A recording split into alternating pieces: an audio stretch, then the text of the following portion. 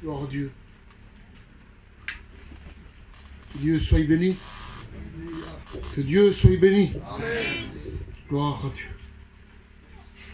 Je me réjouis d'être parmi vous ce soir encore. Je vous dis bonsoir au nom de Jésus. Mon cœur est dans la joie de retrouver mon église, d'être là parmi vous. Non pas que j'étais mal où j'étais, mais il est bon de revenir chez nous, voir nos frères, nos sœurs, de nouvelles têtes, des amis qui sont là. Que Dieu bénisse. Et puis ce soir, j'aimerais partager la parole de Dieu avec vous. Non pas vous apporter quelque chose de nouveau, mais vous donner à réaliser les temps que nous vivons.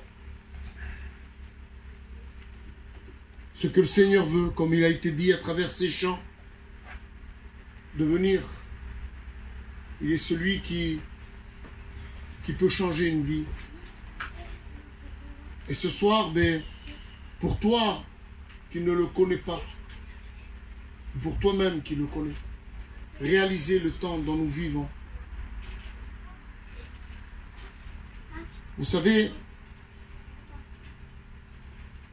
j'étais parti pendant 1 mois et demi dans un chapiteau où nous avions des réunions pratiquement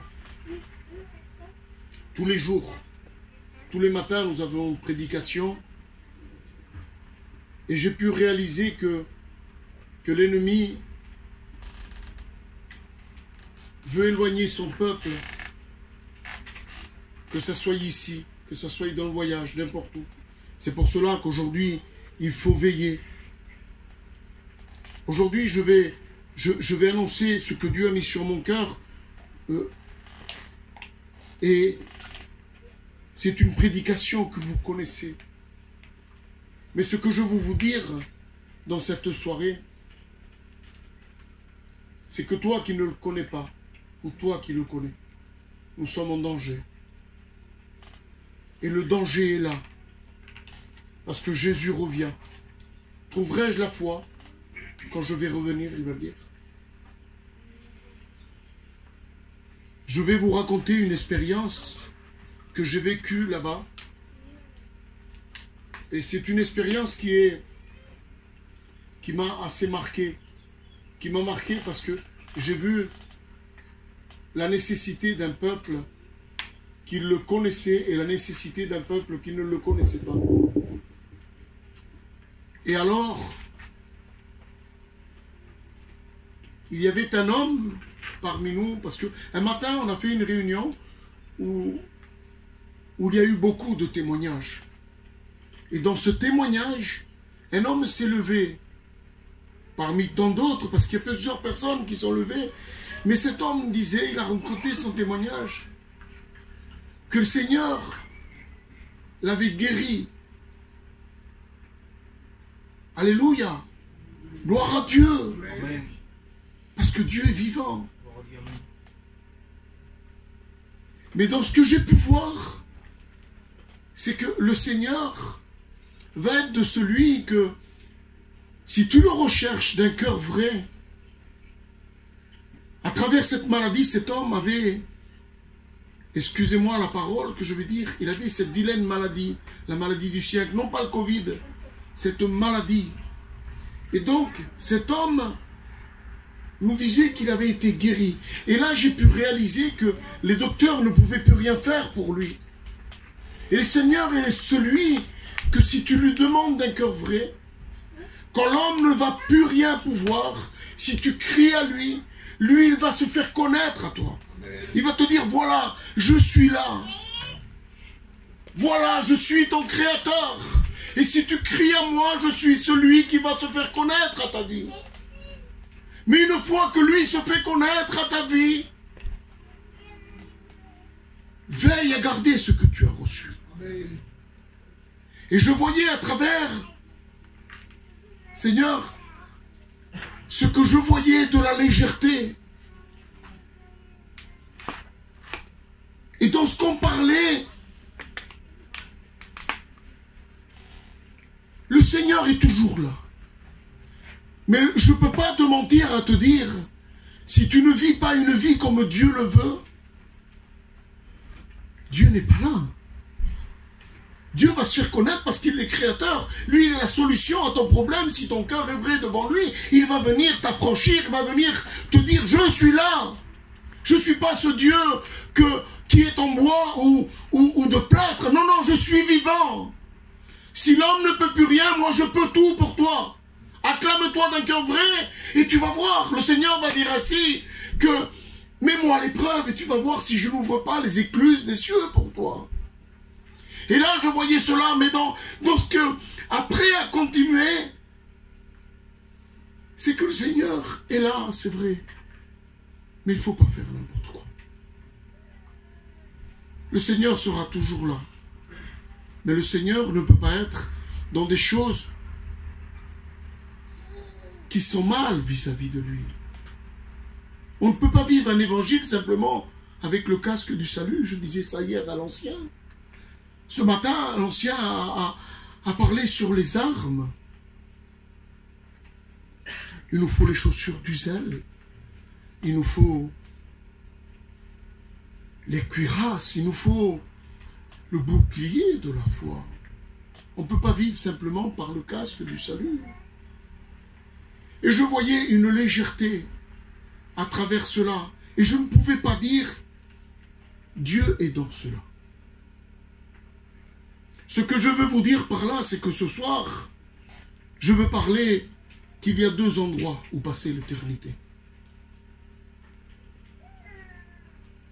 C'est de l'évangélisation.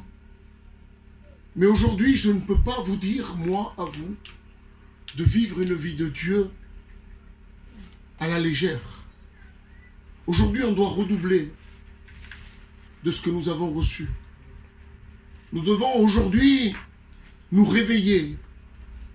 Ne pas vivre une vie, oui, je suis chrétien, demain ça ira mieux, demain je me mettrai devant toi, non. Le Seigneur nous appelle à être unis. Le Seigneur, ce qu'il veut, c'est ces moments. Le Seigneur veut que tu viennes devant lui, que tu le recherches, que tu te tiennes à la brèche, que tu te tiennes comme Marie à ses pieds. Et ce soir, je vous annonce quelque chose que vous connaissez. Je vous parle de deux endroits. Le jeune tout à l'heure m'a demandé qu'est-ce que tu mets, tu as un nom à ta prédication? Oui. Il y a deux endroits où passer l'éternité. Et c'est pas parce que tu es baptisé ou parce que tu viens à la réunion que tu es sauvé. Si tu vis une vie de Dieu comme bon te semble, la parole nous dit ainsi, tu ne peux pas servir deux maîtres à la fois. Tu ne peux pas servir Dieu et maman. Alors, avant de commencer, j'aimerais que l'ancien me présente devant Dieu, parce que j'aime présenter, non pas sa parole, parce que sa parole est bénie, mais me présenter moi-même et présenter le peuple. Seigneur, tu étends ta grâce. Nous prions que par le moyen de ta parole, tu te révèles dans les cœurs. Si Jésus, amen. Ta parole est une parole vivante.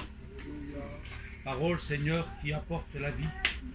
Tu as dit que l'évangile est la puissance de Dieu pour le salut de quiconque croit. Alors que cette parole, Seigneur, manifeste ta grâce dans les cœurs qui ne te connaissent pas. Et pour les autres, Seigneur, qu'elle nous donne à aller plus loin avec toi. Amen. Nous te prions dans le nom de Jésus. Amen. Amen.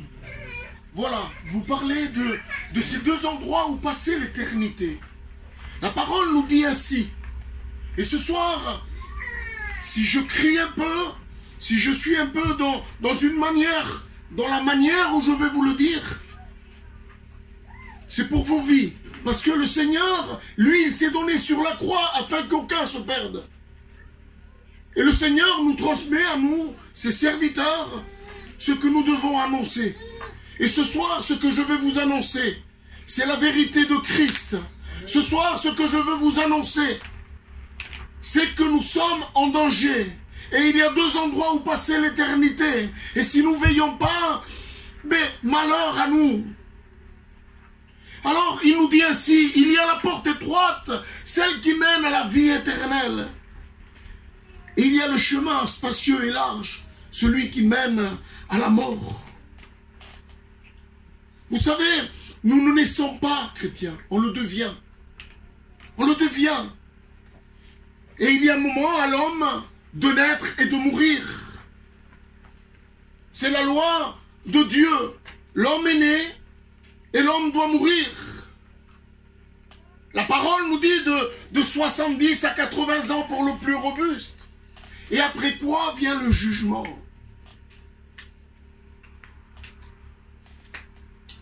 Le Seigneur me montrait que les gens croient qu'après la mort, il n'y a plus rien.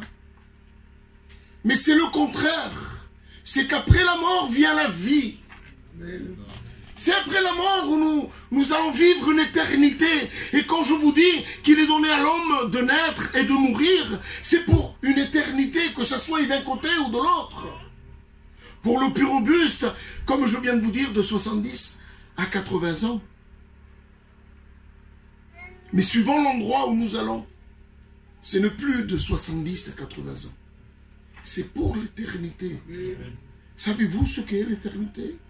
L'éternité, ce n'est pas 70, ni 80, ni 100, ni 500, ni 1000 ans. C'est l'éternité, à l'infini. C'est fini. Il n'y a plus de limite.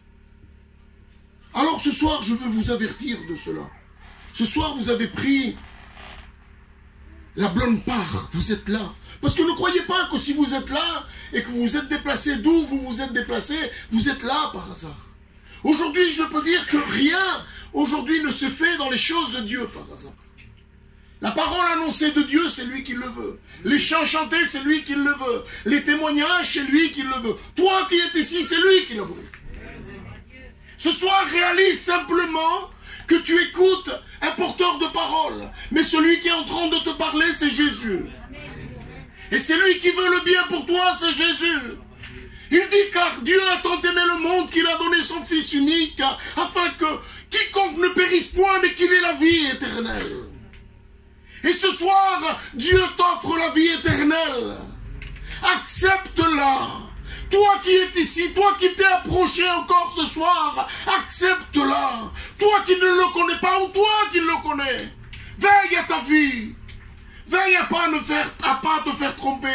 L'ennemi, vous savez ce qu'il veut, l'ennemi. Dans ces temps que nous vivons, l'ennemi veut garder les gens de la manière où ils vivent. Toi qui es chrétien ou toi qui ne l'appartiens pas. Celui qui est chrétien en train de vivre une vie comme à lui semble, lui disant, moi je viens à mes réunions et puis c'est bien. Jésus nous dit de veiller, de prier en tout temps. Jésus nous dit de garder sa parole. Parce que c'est grave. C'est grave. Ce n'est pas simplement de 70 à 80 ans. Nous parlons d'une éternité.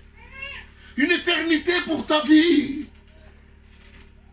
Non simplement pas pour toi, mais pour ton foyer, pour tes enfants, pour ta maison. Tu dois ce soir réaliser que le Seigneur est là. Tu n'es pas venu parce qu'on t'a appelé. L'évangile est annoncé partout. Qui ne connaît pas l'évangile aujourd'hui? Dites-moi qui ne connaît pas l'évangile. Vous n'écoutez pas tout ce qu'on entend, tout ce qu'on voit. Tout cela, le Seigneur nous l'a annoncé. Tout cela, le Seigneur nous l'a dit dans la Bible. La Bible ne s'est pas faite d'hier. Et tout cela est déjà écrit. La Bible nous dit ainsi. Cette histoire se passe dans Luc.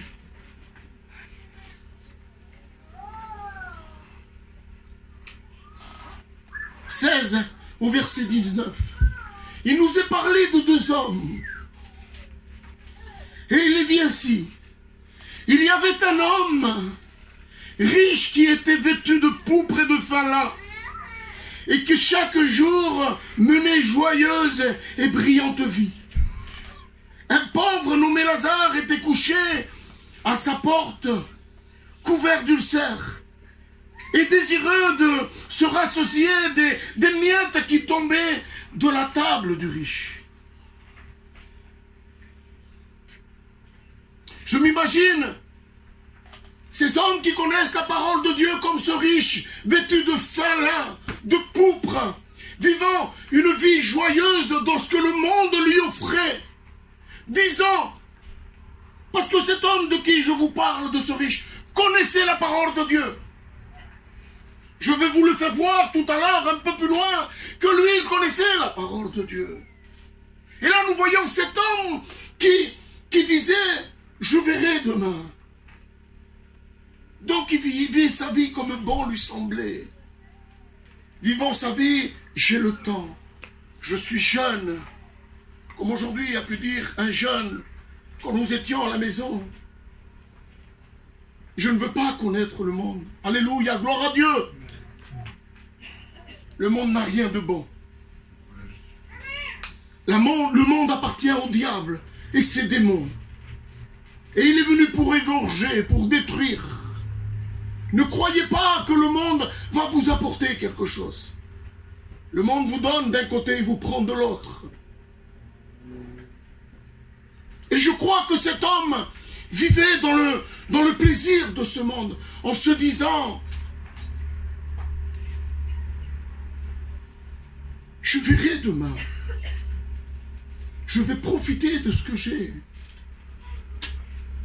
C'est pas parce que cet homme était riche, vêtu de pourpre, de fin lin, avait joyeuse vie. Mais il y a tellement de gens qu'aujourd'hui, même sans rien, vivent une vie et ils se disent, on verra demain. On ne peut pas rajouter une coudée à notre vie, dit la parole de Dieu. La parole de Dieu nous dit, le lendemain ne nous appartient pas. Mais comme je vous ai dit tout à l'heure,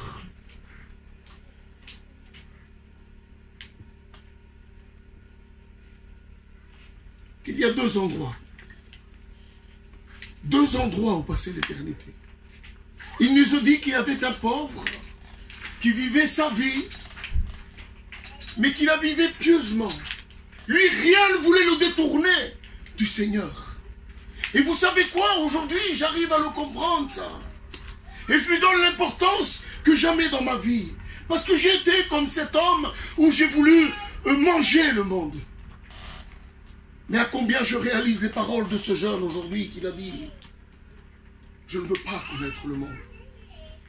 Un jeune qui a 14 ans, qui donne son cœur à Dieu. Gloire à Dieu. Gloire à Dieu. On dit alléluia à cela. Parce qu'on veut que nos enfants viennent à Dieu. Parce que nous savons le péril qu'il y a. Cet homme vivait une vie comme bon lui semblait. Mais là, il nous est dit qu'il y avait un pauvre, mais que lui était attaché à la parole de Dieu. Et là va venir ce moment où le pauvre va mourir. Il nous est dit que des anges venaient, le portèrent et le menèrent jusque au sein d'Abraham. Et là, lui, il a vu une vie.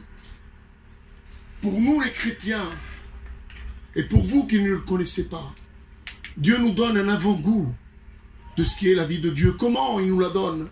Mais pour celui qui a reçu Jésus dans son cœur et qui vit une vie avec lui, quand il se tient dans la prière, quand il est béni, quand il est rempli de Dieu, quand il ressent cette paix, ça c'est l'avant-goût qui nous attend dans notre ciel. Il dit, je m'en vais vous préparer une place à ce lieu. Où était ce Lazare? Mais il nous est dit aussi que le riche va mourir. Et là, je vais continuer la lecture. Et il nous dit ainsi. Le pauvre mourut, et il fut porté par des anges dans le sein d'Abraham. Le riche mourut aussi. Et il fut enseveli dans le séjour des morts. Et il leva les yeux, et tandis qu'il était en proie au tourment, il vit de loin Abraham et Lazare dans son sein. Et il s'écria, Père Abraham. C'est là où je vous dis que cet homme connaissait. Il connaissait la parole de Dieu. Parce qu'il va demander, Père Abraham. Combien de gens aujourd'hui connaissent la parole de Dieu? Mais comme je vous ai dit, il est donné à l'homme de vivre, de naître et de mourir. Bien des fois, c'est de 70 à 80 ans. Mais d'autres fois, regardez l'autre jour, Je regardais un jeune qui a voulu se faire le vaccin. 22 ans. Il est mort. Il est mort. Il avait 22 ans. J'ai un Dieu qui est grand. Et je sais que Dieu laisse à l'homme, à l'être humain, toujours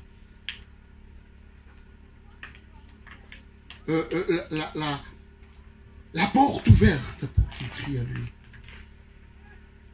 Mais n'attendez pas à ce que vous venez à Dieu par des circonstances qui pourraient être mauvaises pour vous. Venez à Dieu ce soir, vous qui êtes ici, qui écoutez la parole. Parce que, comme je suis en train de vous dire, nous ne parlons pas de 70 à 80 ans, nous parlons d'une éternité. Mais Joaquin, je suis joven. Ce jeune était jeune aussi, il avait 22 ans. Que Dieu nous garde, j'ai 50 ans. Je peux prendre ma voiture, sortir ici, me faire accidenter et mourir. Mais Joaquin, c'est toi qui l'as cherché. Non, des fois, il y a une voiture qui vient, qui nous tamponne et qui nous en attend. Je ne veux pas vous faire peur dans ce que je suis en train de vous dire.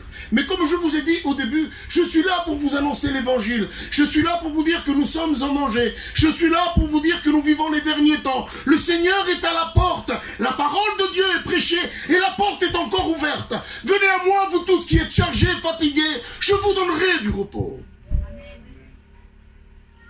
Ce soir, je voudrais juste vous annoncer ce que Dieu met sur mon cœur.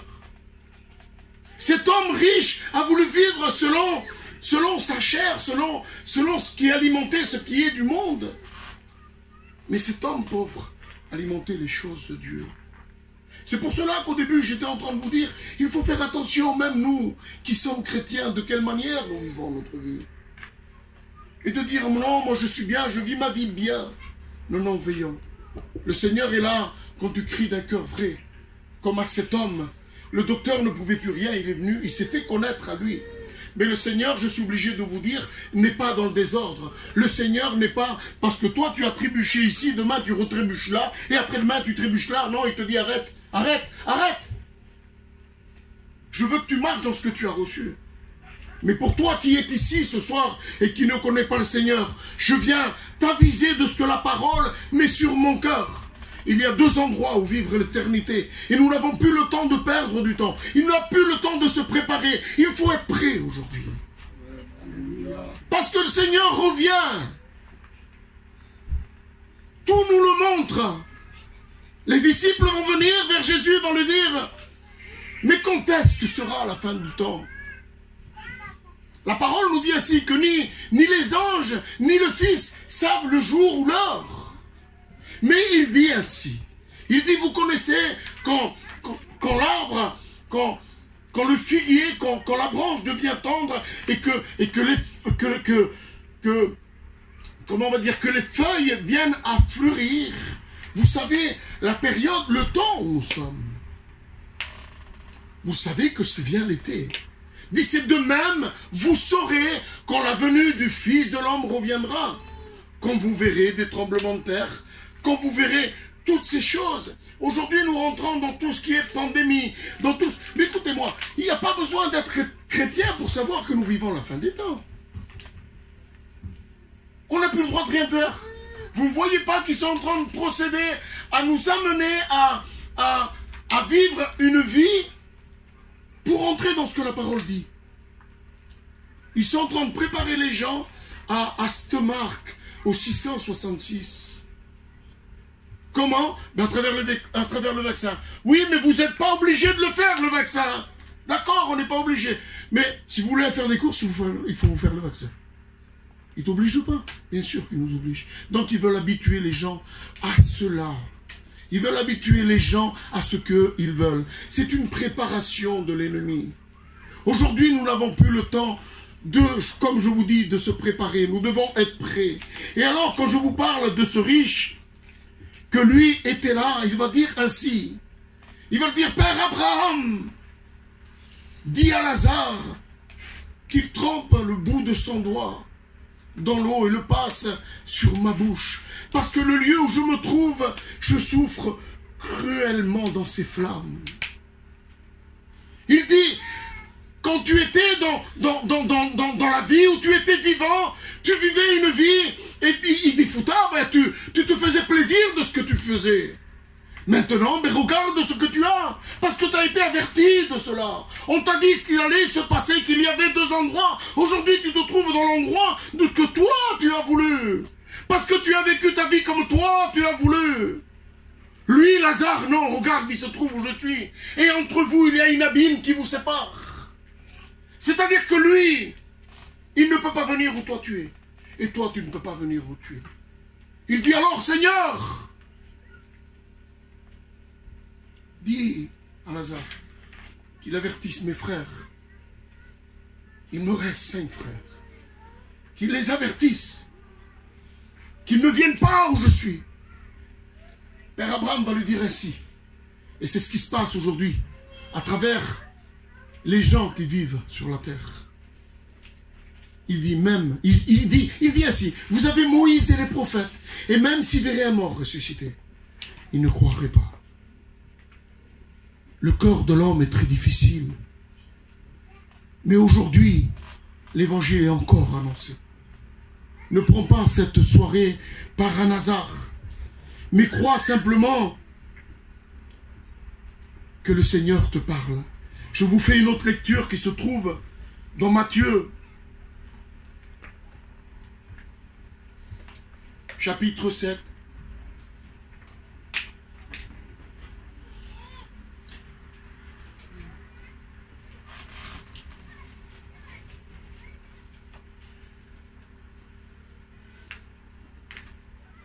Seigneur, à toi la gloire.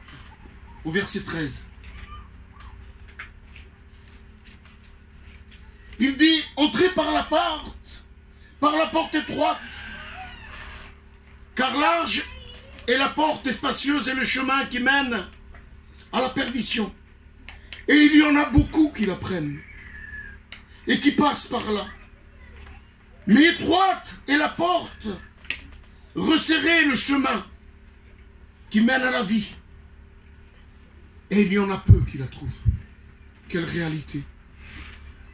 Beaucoup aiment vivre cette vie de ce monde, mais peu de gens veulent prendre cette porte.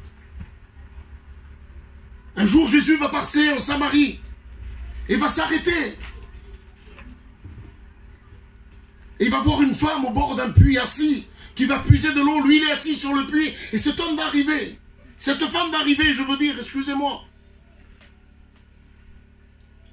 Et cette femme vivait une vie comme elle avait connu à travers ses anciens.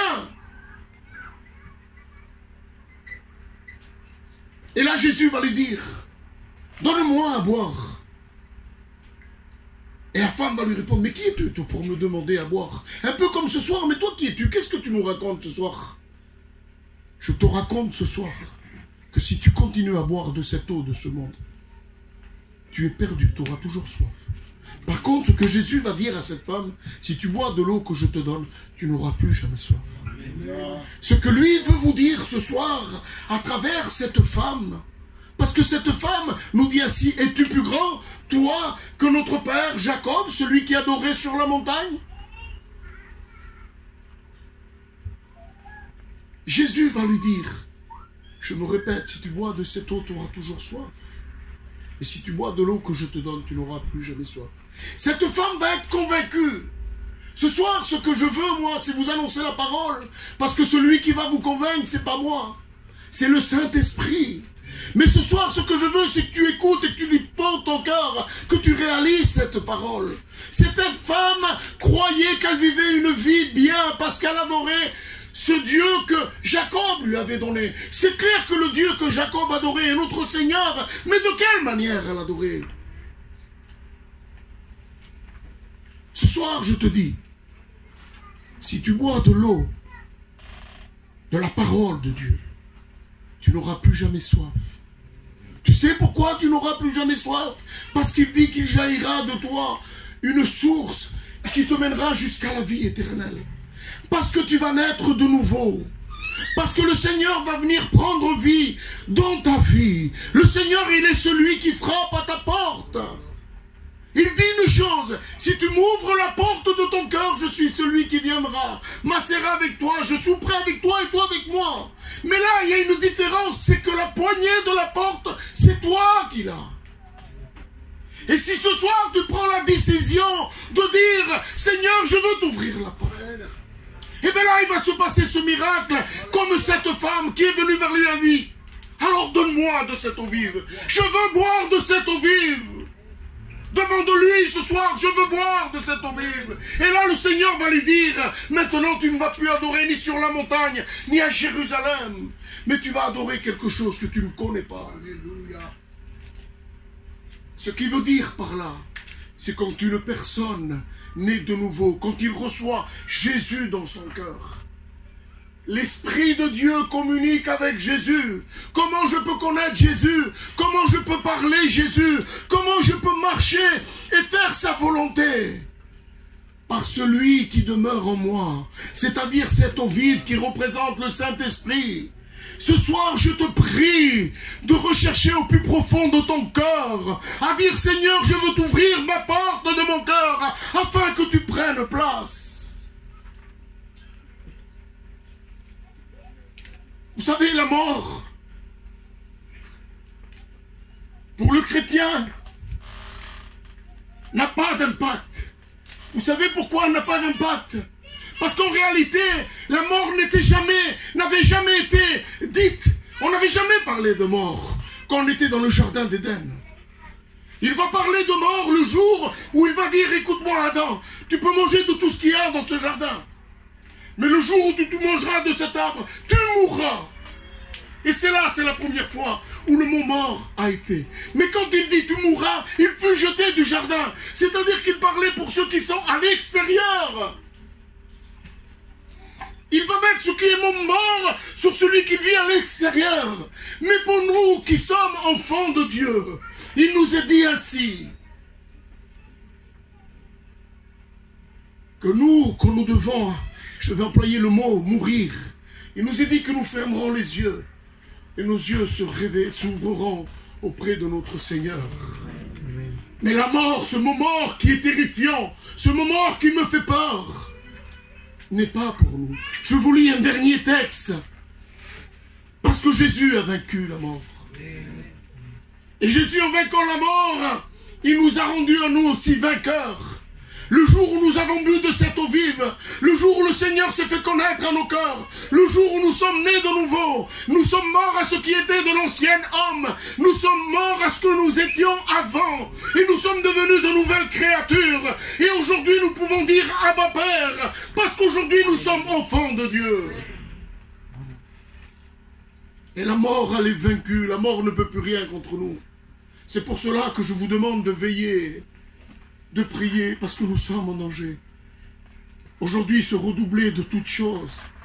Aujourd'hui, rechercher plus que jamais les choses de Dieu. Jésus revient. Il vient chercher son Église. Il vient chercher ses disciples. Vous savez ce que veut dire disciple? Disciple, c'est celui qui vit une vie de Dieu. Il n'a pas dit « je viens chercher tout le monde ». Je vous dis, je ne veux pas vous faire peur, mais je suis obligé de vous dire ce que la parole dit. Ce que la parole met sur mon cœur, je suis obligé de vous mettre, vous affranchir de ce qu'il en est. Il dit, je viens chercher mes disciples.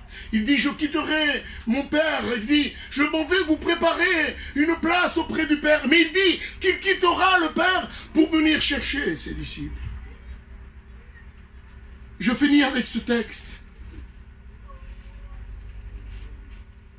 Que la mort ne peut rien contre nous, pour celui qui lui appartient. Et ce soir, toi qui es là, toi qui ne le connais pas, fais une expérience. Dis-lui comme cette femme, je veux boire de cette eau vive. Je veux, Seigneur, te connaître. Je ne veux pas que la mort, Seigneur, vienne toucher ma maison. Parce que la mort appartient à ceux qui n'appartiennent pas à Jésus. Corinthiens 15, verset 55, il dit ainsi. Jésus va vaincre la mort de telle manière. Il va dire, ô mort, où est ta victoire? Ô mort, où est ton aiguillon? La mort ne peut plus rien contre nous. La mort avant me tenait Un aiguillon, vous savez ce que c'est? Un aiguillon, c'est une barre avec un pic qui dirige les animaux. Tu le pousses une fois, du côté gauche, il va du côté gauche, du côté droite, du côté droite. Mais aujourd'hui, il dit, ô mort, où est ta victoire? Ô aiguillon, où est ta victoire? Parce qu'aujourd'hui, j'ai vaincu la mort. Parce qu'aujourd'hui, ma place est auprès de Dieu. Parce qu'aujourd'hui, si je quitte cette terre, mes yeux s'ouvriront près de mon Seigneur. L'aiguillon ne peut plus rien contre moi. Il le pouvait quand j'étais dans le monde. Et il me dirigeait où il voulait. Ce soir, mon frère, ma soeur, mon ami, toi qui es ici, prends le temps ce soir de réfléchir à la parole de Dieu, de la manger, de la prendre, Seigneur, et de dire, oui, Jésus, je veux ta parole. Parce qu'il n'en dépend de ta vie. Et non pas de ta vie de 70 à 80 ans. Il n'en dépend de ta vie pour l'éternité. Pour toi, pour ton foyer. Que tu sois un moyen de bénédiction chez toi. Nous allons incliner nos têtes et nous allons prier le Seigneur. Que Dieu soit béni.